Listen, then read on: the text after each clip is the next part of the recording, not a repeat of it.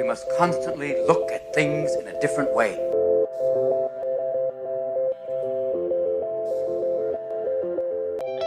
The Healthcare Education Transformation Podcast was created by two physical therapists out of the desire to learn more about the different educational roles in physical therapy and healthcare, and how healthcare education works by talking with educational leaders and people with different perspectives within physical therapy and across interdisciplinary lines on how education can be improved to disrupt the status quo of healthcare education.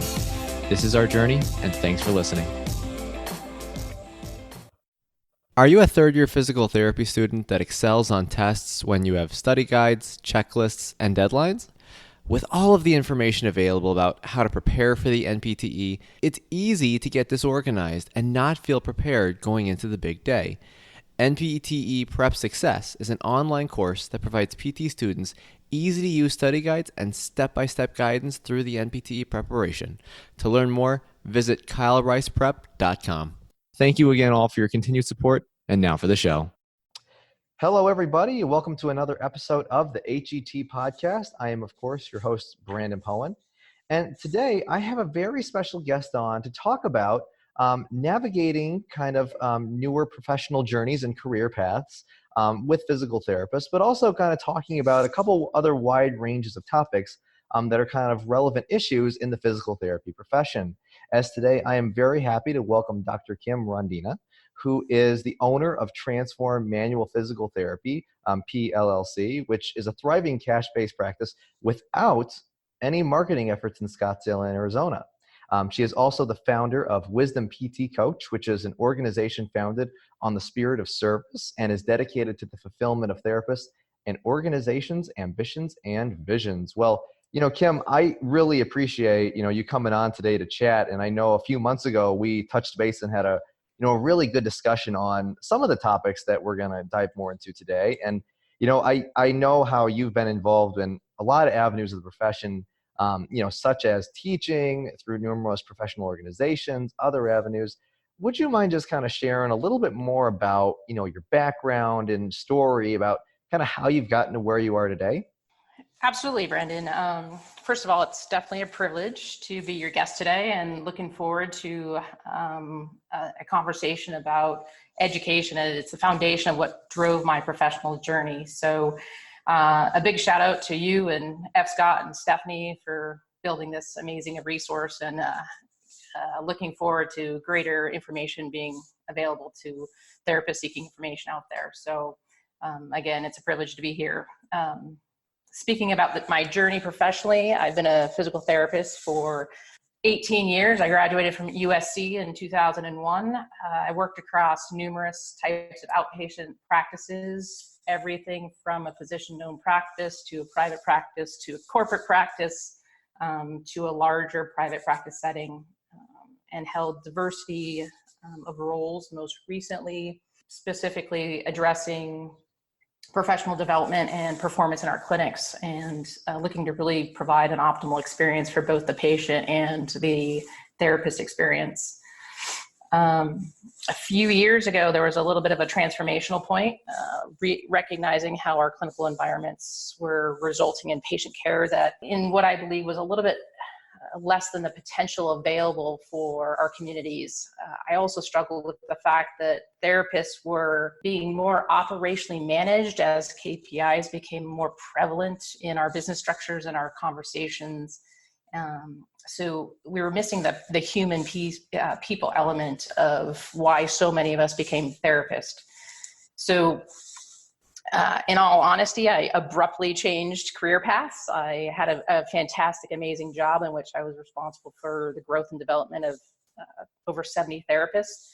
And like I said, I abruptly changed directions, and I started a clinical practice that focuses on client needs, allows me to provide a level of care that I believe my entire professional journey of development has been aimed at offering. And with that comes the highest level of client care that I believe is my journey, and engages me both personally, professionally, and allows me the freedom to provide the care that our patients so deserve. The clinical practice definitely provided the clinical piece to the picture. I have a large network of individuals that I work with, and there was a growing demand for the mentorship piece. So I started Wisdom PT Coach, and it's a pay it forward to fellow therapists and owners. And we focus on skills that cultivate therapists' curiosity. They drive longevity, facilitate freedom in our profession. So that's been my focus more so over the last few years, in addition to the clinical piece, in which you mentioned kind of a cash-based. It really is a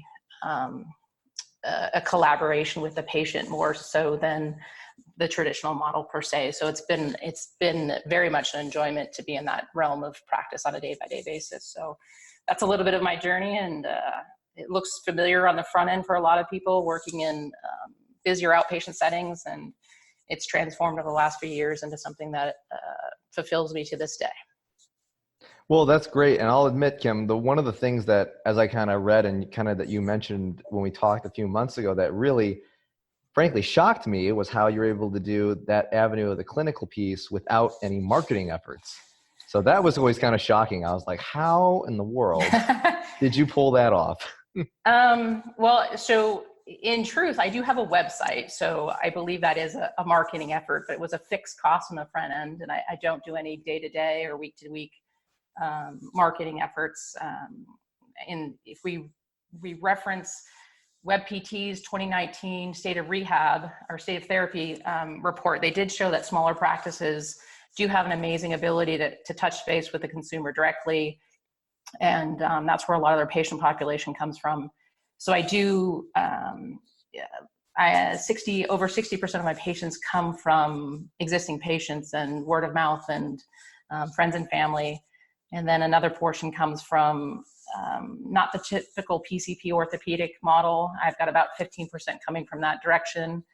And the other percent come from massage therapists, athletic trainers, Pilates instructors, functional medicine doctors, the realm of things. So just being unique in what I do, having an ability to help patients when they've kind of struggled to find solutions elsewhere, and kind of creating a unique means in which to do that, I think has created an ability for me not to have to market, which is, in all honesty, as most therapists, not where we like to spend the majority of our time.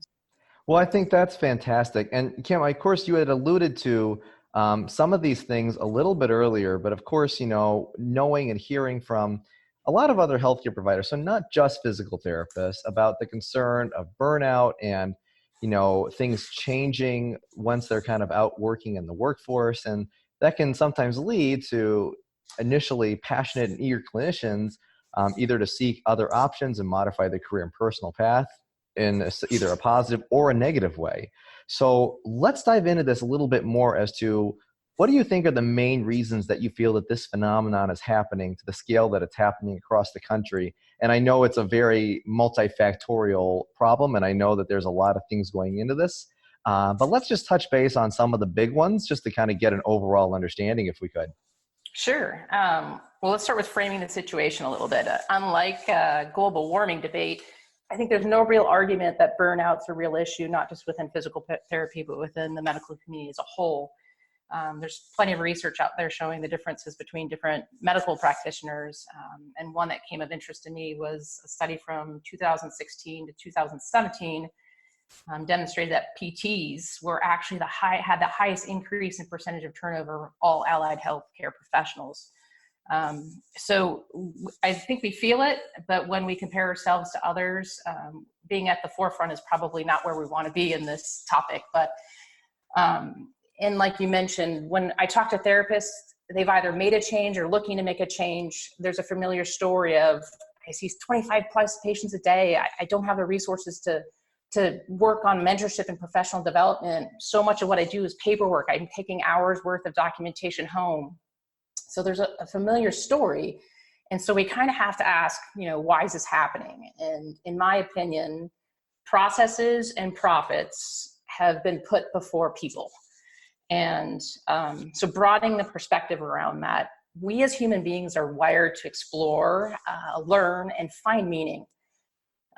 Workplace environments within PT specifically, which I can attest to, as well as educational institutions, professional organizations, have all started to shift to greater levels of structure. That's resulted in a diminished capacity to engage for individual employees to engage in those intrinsically necessary elements that support a process of self-discovery of one's potential and provide fulfillment and longevity in what we're doing. So more and more therapists are seeking or building opportunities that provide meaning for them and encourage growth in a more of an organic nature. I think that there are some challenges for business owners and leadership teams to see this as more than just a shift in generational needs. There's extensive research supporting that performance, long-term engagement, greater health and well-being are actual results of cultures and business environments that truly live to explore, learn, and relate to their teams. So it's more than just having vision and values on the wall. It's more than just having an HR director being able to talk to you about the mentorship that's offered within their company. It's literally living and bleeding an environment that truly is about an internal customer experience as much as it is about an external customer experience.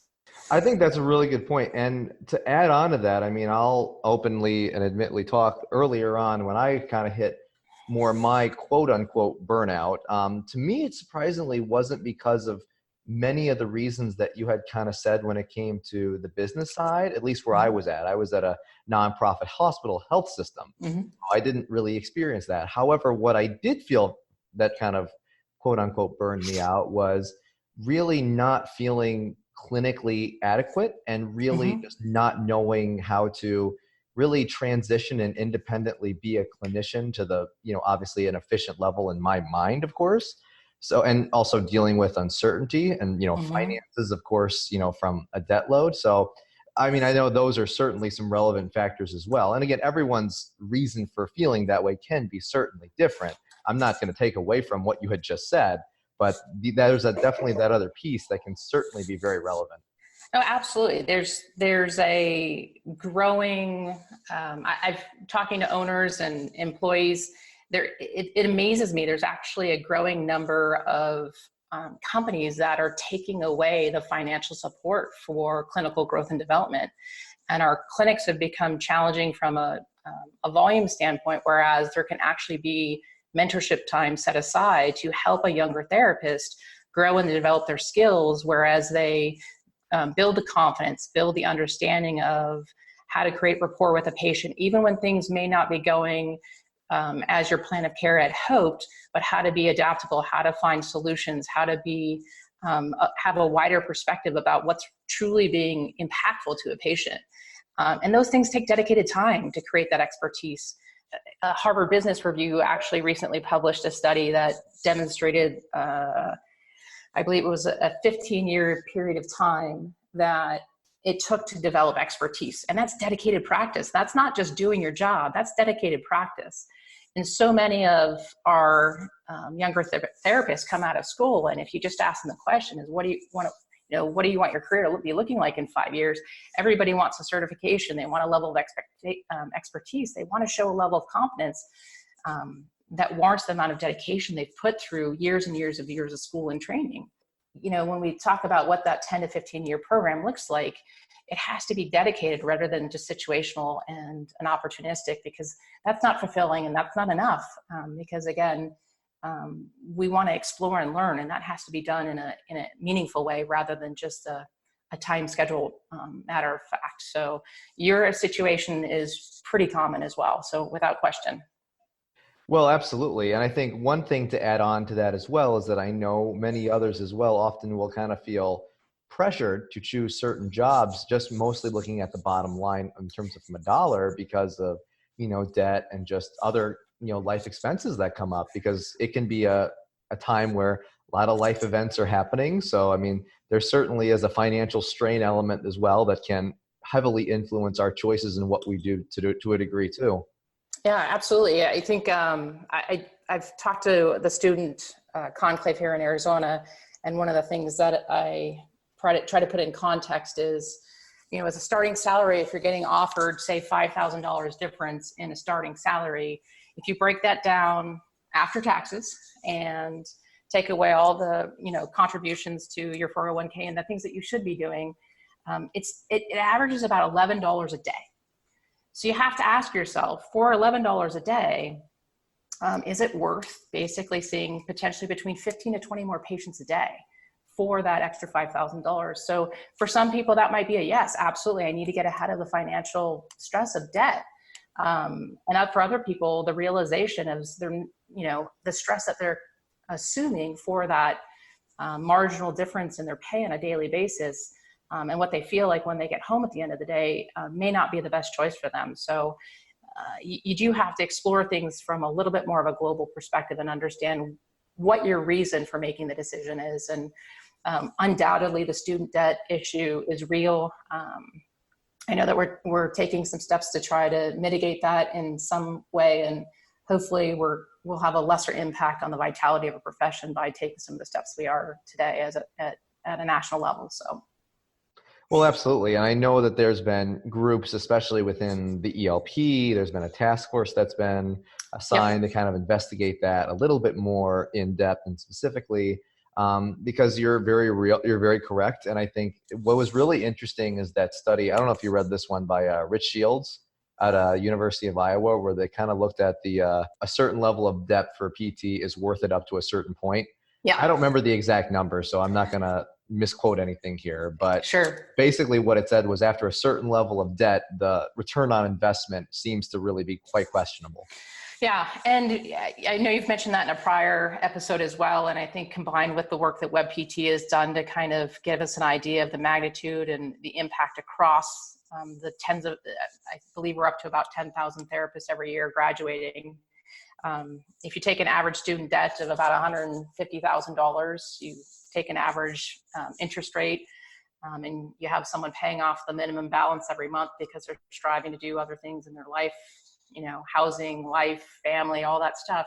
It takes them over 35 years to pay off their student loan. So I think Rich's research probably conceptualized that in a different manner for people to kind of relate to and make decisions from. But the magnitude is significant. And how do you ever feel like you get ahead and you feel like you can exhale, because the professional, there's supposed to be joy and fulfillment in what we're doing rather than an obligation or stress to work harder and to see more patients to make more money. I'm pretty sure none of us really sought that as a career profession. So it's stifling, but I think there's some groundwork being laid as far as how we can start to shift that. And hopefully there's some support on the university side as well to start seeing the need to have an influence there as well. Right. And I hope so as well, because talking with a lot of other people, especially within academia, it's, I think a big misconception that some people have is that the PT program directly controls tuition. Like, well, that's actually not true at all. It's actually the Board of Regents that's going to dictate Correct. That number, whatever that may be. And I've talked with even chairs and they're like, dude, I'd love to talk and modify that, but that's just outside my position.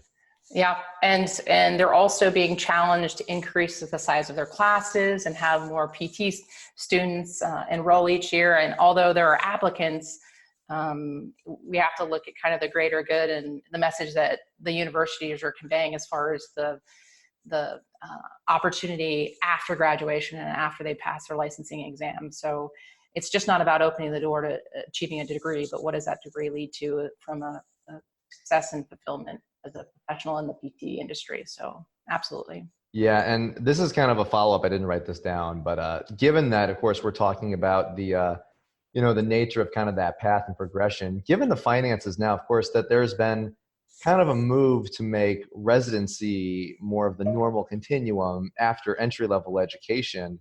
Of course, that's a long-term thing. They're trying to make it not cost prohibitive, and you'll have to work on supply, and there's a lot of other things that they realize would have to be done for this to happen and over a longer term time frame. But I'm just kind of curious, where do you stand on the residency being the normal continuum? Because I've heard different perspectives and I think it's always interesting. I have mixed feelings on it. From the professional side, elevating our abilities to make an impact on our community is never a bad idea. But if we look at the conversation around possibly how the transition to DPT has either helped, hindered, or had a neutral effect on us, I think we kind of project some outcomes, but I think from a reality and the true impact of a change and a shift like this, like a residency and fellowship, kind of mirroring more the medical model, I think the DPT kind of showed us that we missed the mark a little bit as far as the anticipated outcomes and the impact. So I'm hesitant. I'm not against it in any way, but given the fact that we've got the financial impact on the students and mandating further education in a directed curriculum, I think has potential to limit people coming into the profession, to be honest, because they'll see a bigger mound to overcome. And then from a quality impact and outcome in the community, again, I think again, connecting a little bit to the DPT transition, I think our medical colleagues have shown a little bit of lack of support of the decisions that we make to try to elevate ourselves. There was an article referenced in PT in Motion, April 2018, that showed from 2003 to 2014, so over a 10-year period of time, referrals from primary care physicians to PTs dropped by over 50%. So if our thought process is that a degree, a residency program, a fellowship program is going to influence the individuals that make a choice to utilize our services, I think from a physician standpoint, we might be getting, we might have false hope. For those of you who might not remember, we transitioned to the DPT in the 90s. So I know some of you who are earlier in your profession may not have experience in that, but obviously there was a time frame in which that DPT was making a difference on the level of skill and competency of new graduates coming out, but yet our medical peers aren't necessarily seeing the value that we ourselves see. So it's reasonable to ask if these type of thought processes are really making a difference in our relationships with referral sources. At the same time, I have no doubt that the DPT helped us achieve direct access. But now the question, and has been raised by another study, that basically, we've had in all 50 states since 2014, we've had some form of direct access, but yet only 8% of patients diagnosed with a musculoskeletal injury are accessing PT. So is it an access issue or is it a buy-in issue? And is it on the referral side or is it on the consumer side? So again, I think if we're trying to elevate ourselves and mirror those of our medical colleagues, we may be surprised down the road in what it actually provides for us. And then we haven't even talked about the financial side. Third-party payers don't pay us based off of the letters after our name. So DPT had no difference. So over the period of time where DPT was implemented, cost containment has actually led to a declining level of reimbursement. So again, if they have no interest in the direction or the value of those that at the same level that we do, are we potentially furthering the financial burden of every new graduate that comes out of school by limiting their reimbursement capacity? Then we're also putting owners in a situation to try to figure out how to offset that financial burden. So I think there's some challenges that we face. From an impact perspective, I think the DPT has a lesson to share with us about maybe potentially following that path. And I think we have to start realizing that the other entities, let it be the payer, the referral source, and the community, may not value us as much as our own mindset. And so shifting resources and starting programs all has to keep that in mind. So, to add a little bit on the consumer side of things, for me, with the consumer, and again, I work in a cash-paced environment, so I have a fair amount of buy-in from my patients, right? They're definitely committed to health, and I don't have to fight about home exercise programs and adherence. It literally is, what do you want me to be doing, right? And they like to show off that they've been compliant since the last time I see them. And I see patients every 3 weeks. So there's got to be a level of commitment for them to have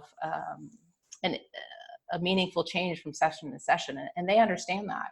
But they also appreciate that, I'm not going to hand them a list of 12 things to do and have someone make sure they're doing it in the right form and manner. So the best thing I can teach a patient is to be their own health advocate and manage their own health long term. So for me, with consumers, it's really about value. And it's an interesting note. You might have read Strive Labs. They kind of noticed that there's a 70% dropout rate in our patients. So again, what's the message? I think there's also another contributing element to that dropout rate. APTA recently published their workforce data that showed a new patient has greater than a 40% chance of being seen by a novice clinician.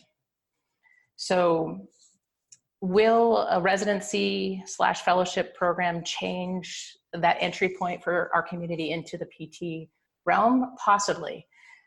Will that impact the dropout rate? Hopefully. But right now, the consumers are basically hesitant to engage. But the amazing thing is that when I was sitting in the airport over the weekend, I dug up some information on the wellness economy. So just to clarify, the medical community is not part of the wellness economy. We're talking about personal trainers, Pilates, yoga, the whole gamut of realm. And in 2017, it was a $4.2 trillion industry. That's with a T, not with a B. And over a 4-year period of time, it went up over $1 trillion itself. So that's a massive growth curve. Tell me any industry that wouldn't want that. So the consumer is definitely willing to engage and spend. But I think they're demonstrating that those decisions aren't correlated to the direction and the path that maybe we intrinsically feel has meaning to the consumer. So again, I can see the value of it, but I would love to have a group think tank of some individuals, not only within the APTA, but outside of the APTA to really dig into all the facets of the future of this ideology and what the impact in a meaningful way from all perspectives, not just our intrinsic value of ourselves. And I think that with that would come a better planning process and decision process for sure. Yeah, I mean, you touched on so many huge and important points on there, and I completely concur. I mean, the data is what it is, and I think there's some good from kind of these initiatives, but there's also some things we have to consider, like you said, and really take it for what it is and have some more discussion on potential future impact. Access to healthcare is one of the largest issues facing both providers and patients, as millions of people worldwide lack timely and affordable access to healthcare.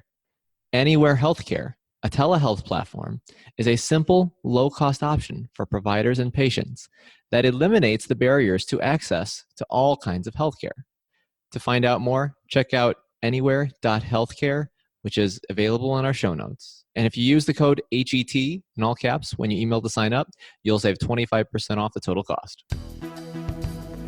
Thank you for attending class today, and we hope that you learned something and gained value from the content.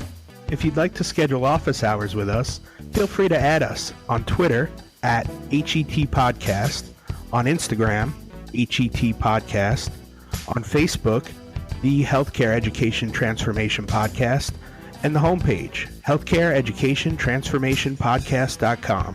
And for those of you following along in the syllabus, extra credit can be obtained by liking us, sharing us, and leaving a review. Let's continue our journey up Mount Educational Success as lifelong learners.